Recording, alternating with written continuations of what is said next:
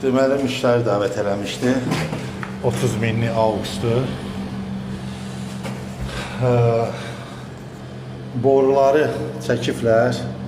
Başlığını pis bağlayıblar, sızma verib. Freon çıxıb gedib hamısı. Kabelləri çalaq eləyiblər. Düz bağlamayıblar.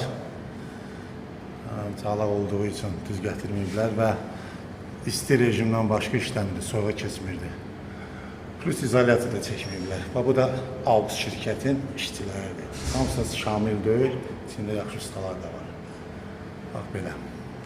Hamısını bərpa elədik, qaydasına saldıq və kondisioner tam işlək vəziyyətdədir. Deməli, freon temperaturu 4.2, daçik temperaturu 8, arasında olan temperatur 3.8, 3.9, 4 demək olardı. Yəni 4, 7, 10 arası normativ deməkdir. Bu qədər.